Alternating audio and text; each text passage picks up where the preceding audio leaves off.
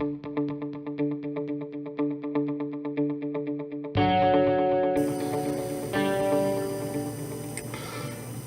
Will here with Willfolio at willfolio.com, and today I'm going to discuss basically why I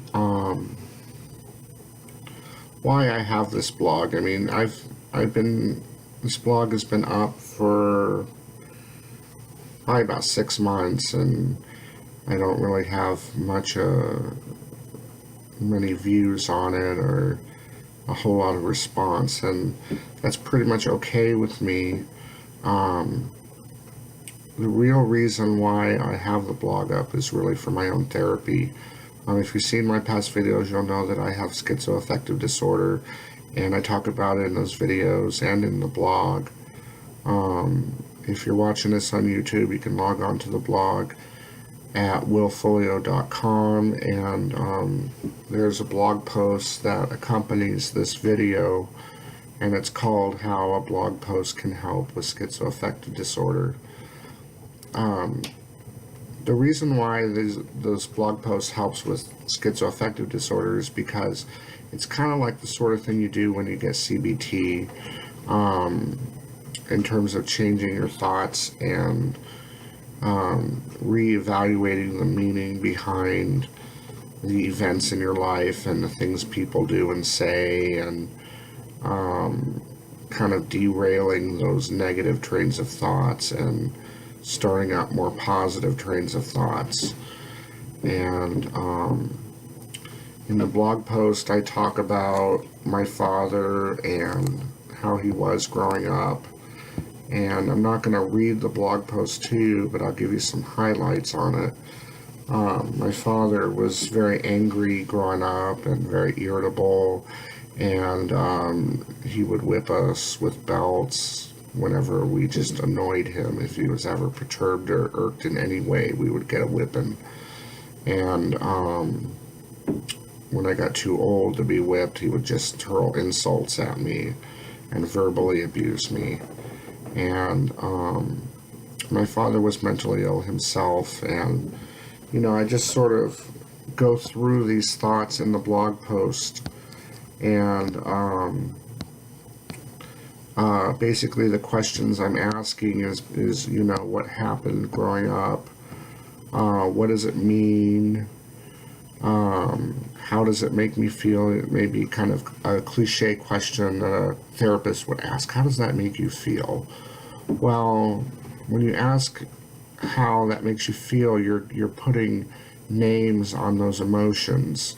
Not just, in the blog post I say it makes me feel bad, but I don't say it makes me feel bad until after I said it makes me feel angry, it makes me feel frustrated, hateful, scornful, bitter. I have various names for these emotions. I even downloaded an emotions list to see what emotions that I'm feeling. And for some reason, if you name your emotions, it helps you to deal with them a lot better. So after I ask how this makes me feel, I ask myself, what can I recognize from this, and what can I change in my own life? Well, what I need to change is how I'm thinking. I can recognize that I'm having these memories. I can recognize that I'm having the thoughts that I have about them. What I can change is how I feel about them. If I experience an emotion, it's because I decide to feel that way.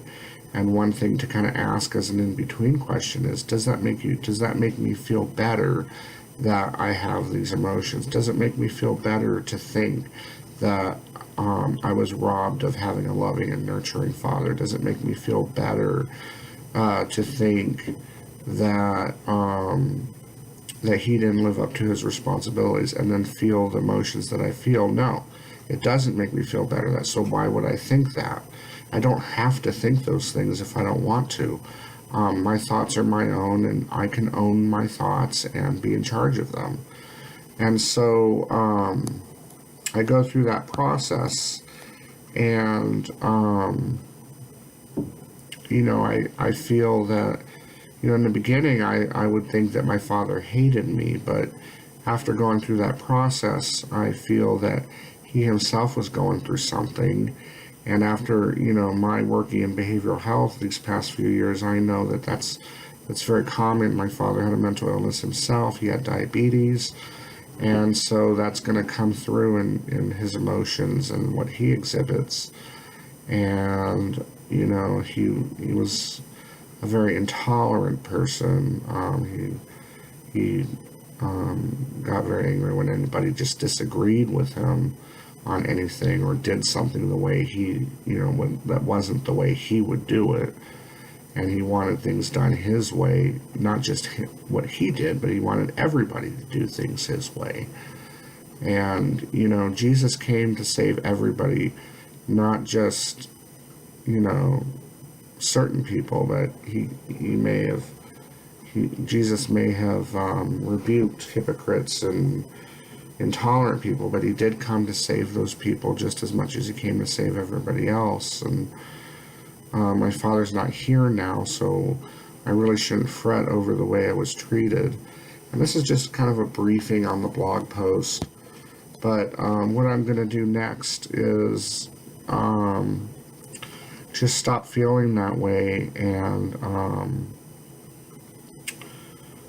be more compassionate toward other people who were the way my father was, knowing that they're, if they're intolerant or if they're bigots, they do that out of ignorance. If they're irritable, if they're angry, then there's a reason for that, and it should be remedied, not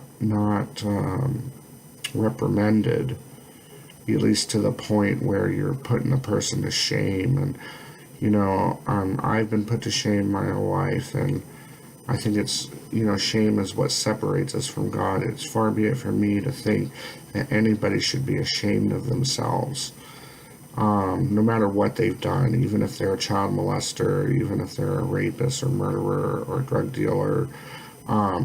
If they simply repent of those sins, there's no need for them to be ashamed, because whatever they did to anybody, their sin is really only against God, and whatever they did to anybody, that person can bounce back from it. And we should all just learn to turn to God when we're hurt by other people, and not turn to those people and lash out at them, because that's not going to be what's going to heal us. What's going to heal us is God's grace. So that's how I went through that process, and that's basically what CBT, cognitive behavioral therapy, is all about, is really changing the way you look at things and changing the way you think about things, and sort of redirecting your emotions away from negative emotions to more positive emotions. And I was able to process that by writing this blog post, and it really didn't take very long, but I know that I'll probably end up coming back to the blog post from time to time whenever I kind of forget what I've learned, or lose sight of what I got out of this process. I'll turn back to that blog post and reread it, or I might write more blog posts. But having this blog has really helped me deal with a lot of my symptoms that I have with schizoaffective disorders. So I hope it helps you, and I hope you do log on to the blog. So this is Will at Will Folio. Log on to the blog at willfolio.com, and I hope to see you there.